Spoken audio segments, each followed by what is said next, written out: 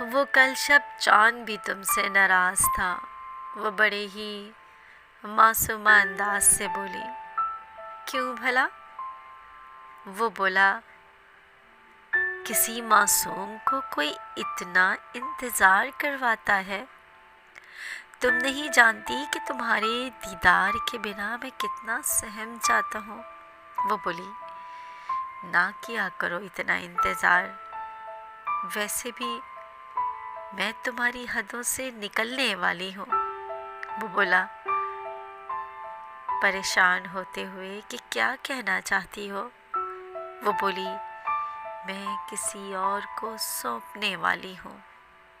وہ بولا، نہ کیا کرو تنگ، تم جانتی ہو نا میں تمہارے بن کتنا ادھورا ہوں۔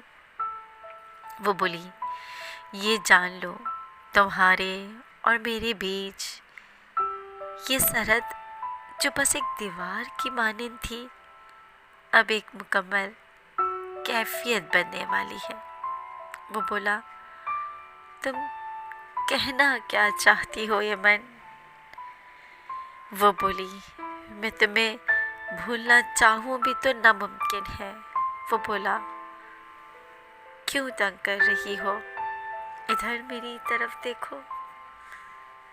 وہ بہت کرب میں مبتلا، اپنے لفظوں کی ادائیگی میں، اپنی آنکھوں کی چمک اور اداسی میں اس سے کیے جانے والے محبت کی مکمل داستان کے سوالوں کے انتظار میں گوشہ اس سے پوچھ رہا تھا، کیا تمہیں مجھ پہ بھروسہ نہیں؟ وہ بولی، تم میری بچپن کی پہلی محبت ہو، تم میری پہلی تحصیل ہو، تم میرے دل کی پہلی دھڑکن ہو، اور پہلی محبت بھلا کب دل سے نکلتی ہے؟ وہ بولا، ہوا کیا ہے، کیوں پہلیاں بجھوا رہی ہو؟ وہ بہت کرب سے اپنے درد کو اپنے سینے میں دبا کر اپنی محبت کے تمام اوراق اس کے اس کی محبت کے نشے میں ڈوب کر، اس کی گلے میں باہوں کا ہار ڈال کر، اس کی آنکھوں میں آنکھیں ڈال کر، بہت دھیرے سے اس کو اپنے قریب کر کر اس سے پوچھتا ہے، ہوا کیا ہے، بتاؤ نا۔ وہ بولی، میرا نام کسی اور کے ساتھ منسوب ہو چکا ہے، کل رات ایک طوفان تمہاری اور میری زندگی میں بپا کیا جا چکا ہے۔ وہ بولا، اور بولنے کے لیے لب اس کا ساتھ نہیں دے رہے تھے، وہ جیسے ستے کی مانند ایک طرف خاموش کھڑا ٹکٹکی باندھے اپنی محبت کا جنازہ اٹھتے ہوئے دیکھنے کی ہمت جسارت جتا رہا تھا۔ وہ بولی، کیا محبت امر کر دے؟ وہ بولا، میرا تم سے تعلق محبت کی حدوں سے بہت بلند ہے ایمن، تم تو میرے نام سے بچپن سے منسوب ہو، تو پھر یہ بار بار مجھے کیوں بتایا جاتا ہے کہ تم میری نہیں ہو؟ میں مر جاؤں گا لیکن میں تم میں جی نہیں پاؤں گا، تم مجھ میں بستی ہو، تم ہی تو وہ ہستی ہو جو میرے اندھیرے کی روشنی ہے، تم سے شروع میری سانسوں کا سلسلہ ہے، تم پہ ختم میری آنکھوں کی ٹھنڈک ہے۔ اف، تمہیں میں کیسے بتاؤں، تم میری ضرورت ہو، تم میری جاگیر ہو، تم میری ہستی ہو، تم میں کھنک کر، تم میں مہک کر جینا چاہتا ہوں۔ وہ روتے ہوئے بولی، تم میری پہلی اور آخری خواہش ہو دلبر، زندگی ہو، کیا تم جانتے نہیں، تم میری عبادت کا پہلا عنصر ہو، میں تمہارے نام کا کلمہ پڑھ پڑھ کر اپنی سانسوں کی روانی تھامے رکھتی ہوں، تم میری سلطنت ہو، تم میری جاگیر ہو، تم میرے بہاروں کے موسم کی پہلی جھلک ہو، تم ہی میرے مسکرانے کی مکمل وجہ ہو، تم سے ہی شروع میرے ماہ و سال ہیں۔ بتاؤ میں کیا کروں؟ مجھے کسی اور کی ملکیت میں دیا جا رہا ہے، میں تمہاری تحصیل سے نکلنے والی ہوں۔ سنا صاحب تم نے، میں تمہاری تحصیل سے نکلنے والی ہوں۔ وہ بولا، ان آنسوؤں کو ضائع نہ کرو۔ میں بولی، یہ قحط مجھے مار ڈالے گی، کچھ کرو، بھاگ چلتے ہیں کہیں بہت دور، جہاں یہ سماج، یہ رسم و رواج، یہ قانون، یہ بندھن، یہ رنجشیں، یہ مشکلیں نہ ہوں۔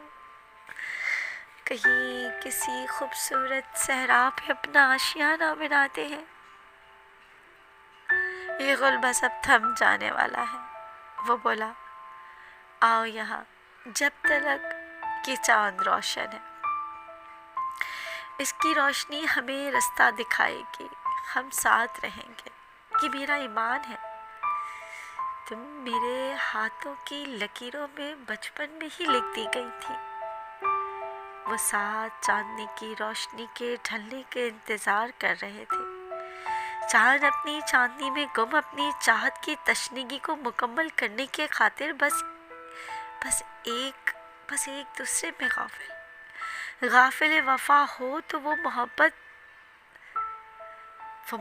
کرنے والے دل ہمیشہ کے لیے جدا جدا رستوں پہ چل نکلے۔ مگر محبت کو تو کچھ اور ہی منظور تھا۔ محبت ان بچپن کے ساتھیوں کو جدا کرنے پر پھوٹ پھوٹ کر بے شمار زار و قطار رو پڑی تھی۔ آج جدائی اور ملن کی رات تھی، یا پھر محبت امر ہو جاتی۔ آج وہ جدائی اور وہ ملن کی رات جو بچپن سے ایک ایک لمحہ سینچ کے جوانی کی دہلیز پہ ملن کی آس میں مکمل ہوئی تھی، آج وہ محبت جو ایک ایک لمحہ سینچ کر جوانی کی دہلیز میں مکمل ہونے کے لیے ایک دوسرے کے ساتھ چلی تھی، رو پڑی۔ چاند کی چاندنی کی بلندی سے پستی کی طرف آنا، غم محبت کی گرفت نے ان کو بوجھل کر دیا تھا۔ وہ اپنی محبت کے خزانے کو دنیا سے چھپا کر رکھ کر خود کو ایک دوسرے میں گھول دینا چاہتے تھے۔ دھیرے سے چاند سفیدی کی طرف مائل ہونے لگا، منظر بدلنے لگا، سورج نے اپنی کرنیں چاروں طرف پھیلا دی تھی۔ وہ بولی، سنو جانا، سنو اے میرے ہم نشیں، میرے ہمدم، میرے دلبر، میرے رہبر، میری سانسوں کے وارث۔ عید کے اس مسرت موقع پر تم نے جو ہیرے کی بالیاں مجھے دی تھی، یاد ہے نا؟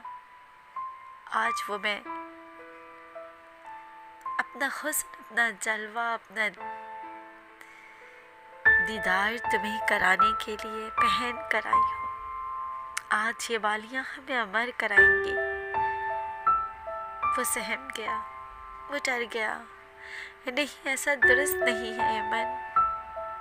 وہ بولی، کیا یہ درست ہوگا کہ نام تمہارا میرے دل پر حکومت کرے، میری روح تمہارے نام کے قصیدے پڑھے اور میرا جسم کسی اور کے حصار میں ہو؟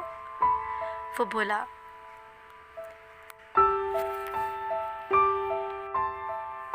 بتاؤ نا، بولو نا، کیا تم یہ سب سہل کر پاؤ گے کہ میرا دل تمہارے نام کی حکومت میں، تمہاری کنیزی میں سالوں سے تمہارے ہی نام کے قصیدے پڑھ پڑھ کر دن رات تمہارے ہی نام کے گیت سن سن کر جوانی کی دہلیز پہ پہنچا؟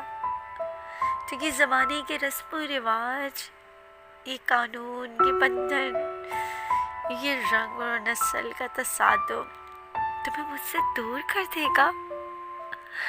میں تمہارے بنا جی نہیں سکتی۔